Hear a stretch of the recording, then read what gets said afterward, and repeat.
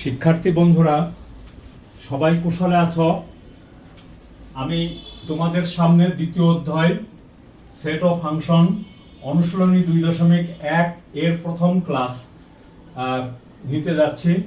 আশা করি সবাই কুশলে আছো। দেখো, সেট পড়াতে গেলে সেট তত্ত্বের জনকের নামটা আমাকে জানতে হবে। তাহলে সেট তত্ত্বের জনক হলো জর্জ ক্যান্টর। উনি 1845 জন্ম এবং 1845-এ জন্ম এবং 1918-তে মৃত্যু। মতান্তরে অবশ্য 1844-এর কথাও বলেন। এবং উনি মূলত একজন রাশিয়ান বংশোদ্ভূত জার্মান নাগরিক। তো ওনার 1874 সালে জর্জ ক্যান্টর তার সেট থিওরি প্রকাশ করেন। এখন সংজ্ঞাটা দেখো, বাস্তব ও চিন্তা জগতের সুসংজ্ঞায়িত বস্তুর সমাবেশ বা সংগ্রহকে সেট বলে। যেমন আমি সুসংজ্ঞায়িত বস্তুর সমাবেশ বা এই কথাটা বলতে কি বোঝাচ্ছি, যেমন মনে করো তুমি নবম শ্রেণীতে পড়ো, আমি তোমাকে বললাম নবম শ্রেণীর বিজ্ঞান শাখার বইগুলি নিয়ে আসো, শুধু বিজ্ঞান। তাহলে সেখানে থাকবে কি, পদার্থ বিজ্ঞান থাকবে, তাই তো? আচ্ছা, আমি এখানে দেখো পদার্থ বিজ্ঞান, তারপরে রসায়ন বিজ্ঞান, 2 নম্বর হলো রসায়ন বিজ্ঞান, তারপরে হলো কি জীববিজ্ঞান। এই হলো বিজ্ঞান বিভাগের বই এবং তার সমাবেশ। একত্রে আমরা তাকে কি বলবো, সমাবেশকে আমরা সেট বা সংগ্রহকে আমরা সেট বলবো। তো যেমন স্বাভাবিক সংখ্যার সেট, স্বাভাবিক সংখ্যা মানে ন্যাচারাল নাম্বার, ওই ন্যাচারাল নাম্বারের n দিয়ে প্রকাশ করা হয়। n ইজ ইকুয়াল টু, দেখো দ্বিতীয় বন্ধনীর প্রথমে আছে 1 2 3 4, এইভাবে চলছে। অর্থাৎ সেট প্রকাশ করার জন্য এটি একটি বড় জিনিস যে দ্বিতীয় বন্ধনী দিয়ে প্রকাশ করতে হয়। এবং দেখো এদের সমাবেশটা কেমন ভাবে হয়েছে, যেমন 1 2 3 5। আমি কিন্তু এরকম ভাবে লিখি নাই 1 5 3, তা লিখি নাই। তাহলে দেখো আমাদের এই যে সমাবেশটা কেমন, সবার প্রথমে লিখেছি ছোটটা, তারপরে তারপরে তারপরে এরকম ভাবে পর্যায়ক্রমে হচ্ছে। আর এখানে স্বাভাবিক সংখ্যার প্রথমে 1 লেখা হয়েছে এই জন্য যে স্বাভাবিক সংখ্যার ক্ষুদ্রতম সদস্য 1। আর এইখানে দেখো ডট ডট দিয়ে চলে গেছি, এটা শব্দের অর্থ হলো এর কোথায় শেষ হয়েছে আমরা জানি না। আবার দেখো আমরা আরো বলতে পারি 1 থেকে 10 পর্যন্ত বিজোড় সংখ্যার সেট। তাহলে আমাদের এখানে বিজোড় সংখ্যা কত, দেখো 1 থেকে 10 পর্যন্ত 1 3 5 7 ও 9। এরপরে দেখো আরো উদাহরণ দেওয়া যেতে পারে, বলা যেতে পারে 1 থেকে 10 পর্যন্ত জোড় সংখ্যা। তাহলে 2 4 6 8 ও 10, তাই না? এরকম ভাবে আমরা আমাদের এই সংখ্যাগুলি প্রকাশ করতে পারি। আচ্ছা, তোমরা খেয়াল করো বন্ধুরা, সেটের উপাদান, সেটের প্রত্যেক বস্তু বা সদস্যকে সেটের উপাদান বলে। যেমন মনে করো আমি একটা উদাহরণ হিসাবে দেখাই। আমি এখানে পদার্থ বিজ্ঞানের প লিখলাম, রসায়ন বিজ্ঞানের র লিখলাম, আর জীববিজ্ঞানের জি লিখলাম, লিখে একটা সেট প্রকাশ করলাম। তাহলে দেখো এই যে একটা সেট, এই সেটের এই পদার্থ বিজ্ঞান হলো একটা উপাদান, রতে রসায়ন বিজ্ঞানটা হলো একটা উপাদান, জিতে জীববিজ্ঞানের একটি উপাদান।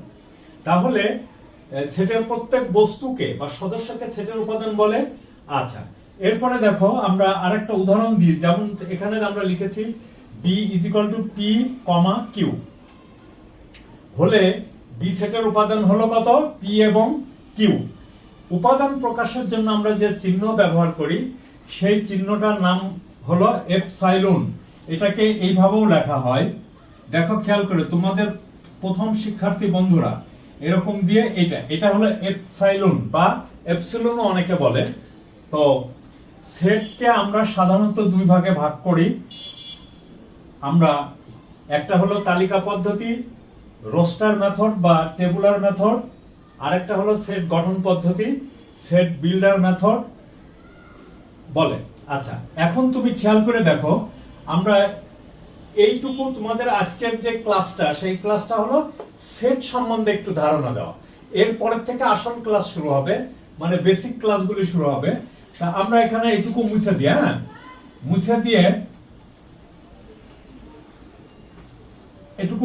মুছে দিয়ে দেখো তালিকা পদ্ধতিতে প্রকাশ।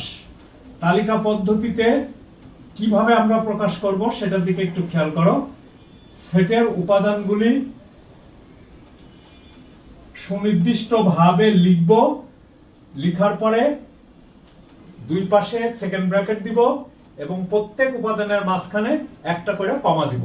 যেমন ধরো আমি এখানে লিখছি, দেখো এই এ, মনে করো এ একটি সেট, তার একটা সদস্য হলো এ, আরেকটা সদস্য বি, আরেকটা সদস্য সি, তারপরে ডি, তারপরে দেখো ই। তাহলে দেখো এদের সমাবেশটা কি একটা ধারাবাহিক পর্যায়ে আছে, এ বি সি ডি ই।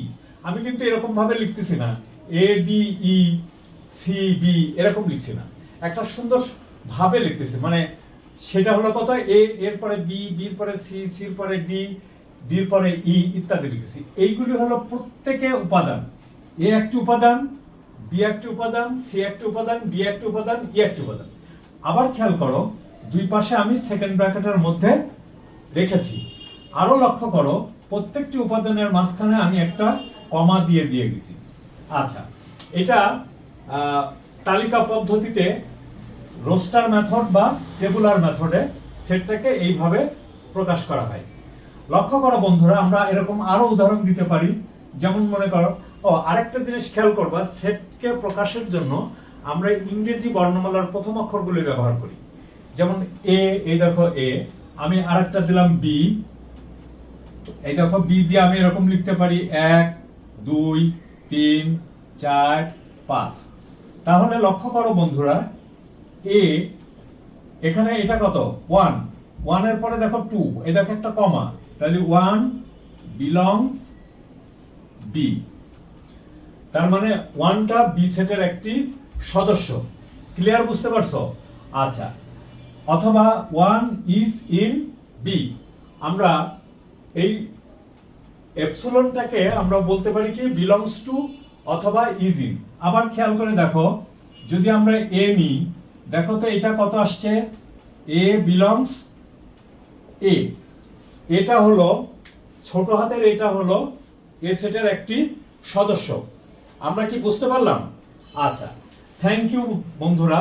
আবার খেয়াল করো, যদি আমি এরকম লিখি, যেমন মনে করো এল, দেখো তো এল বিলংস এ লিখতে পারি না? পারি না, কারণ দেখো এলটা এর ভিতরে নাই। তাহলে এটাকে কি হবে, নট বিলংস এ, এরকম এটাকে বলা হয় নট এপসাইলন, মানে ডাজ নট বিলংস টু।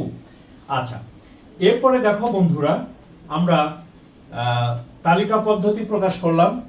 এরপরে দেখো সেট গঠন পদ্ধতি। দেখো সেট গঠন পদ্ধতিটা খুব গুরুত্বপূর্ণ।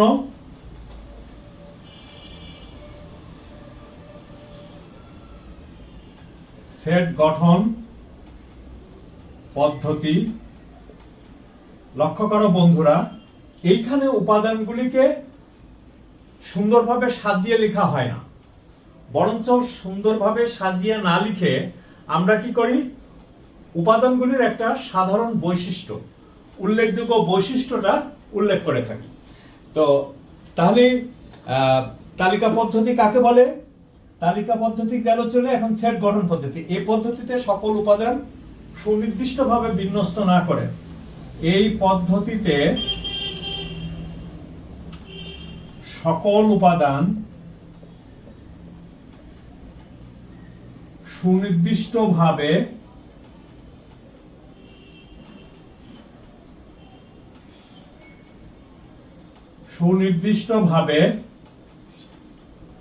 প্রকাশ না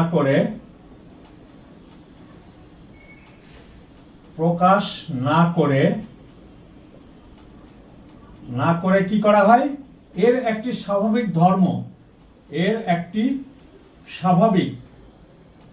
দ্যাট ইজ উল্লেখযোগ্য ধর্ম প্রকাশ করা হয়, এর একটি ধর্ম প্রকাশ করা হয়, ধর্ম দিয়ে প্রকাশ করা হয়। যেমন দিয়ে প্রকাশ করা হয়,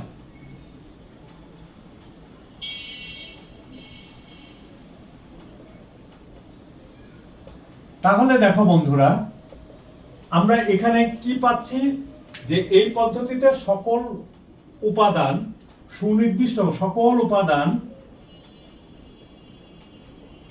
সুনির্দিষ্টভাবে প্রকাশ না করে এর একটি ধর্ম দিয়ে প্রকাশ করা,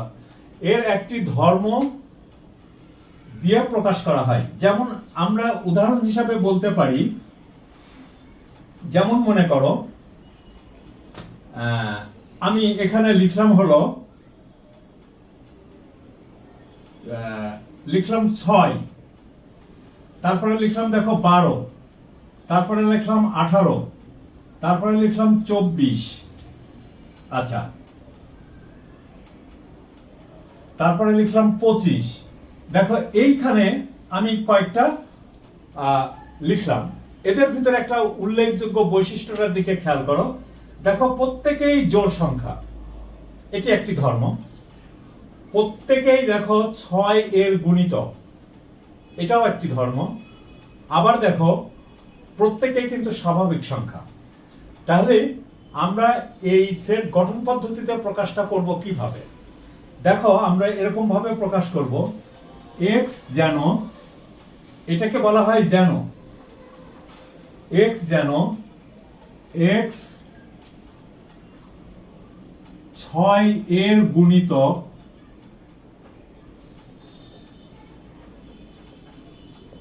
আচ্ছা দেখো তো 6 এর গুণিতক হলো, আরো কি বোঝা যায় দেখো তো, এবং দেখো 6 less than x less than 30, এটা আমরা লিখতে পারি। 6 less than or equal to x less than or equal to কত, 30। আমার কি কমপ্লিট হলো? না, কমপ্লিট হলো না। এইখানে দেখো একটা সেকেন্ড ব্র্যাকেট দিলে এটা পূর্ণতা পেল।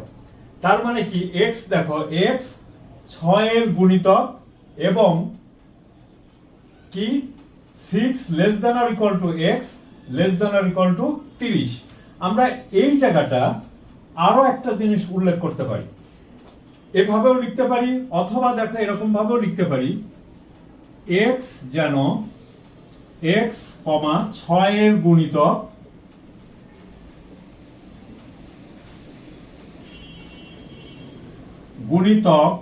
এবং লক্ষ্য করো বন্ধুরা, 0 less than or equal to x less than or equal to 30। খেয়াল করে দেখছো, মানে 0 থেকে বড়। তাহলে 6 এর গুণিতক, প্রথম গুণিতকটাই তো 6, তাহলে 0 থেকে বড় এবং 30 থেকে ছোট। 30 বা 30 থেকে, এই কথাটার অর্থ হলো 30 থেকে ছোট না, 30 অথবা 30 থেকে ছোট। আর এই কথাটার অর্থ হলো 0 থেকে বড় বা 0 সমান। 0 তো কখনোই 6 এর গুণিতক হতে পারে না। তার মানে প্রথম এইটার সাথে দেখো এটা মিলে যায়। এটা আরো কয়েকভাবে প্রকাশ করা যেতে পারে। যেমন ধরো আমি যদি এখানে এরকম ভাবে লিখি তাহলে কেমন হয়? এটা প্রকাশের মানে রূপ আর কি। x যেন x দেখো 6 এর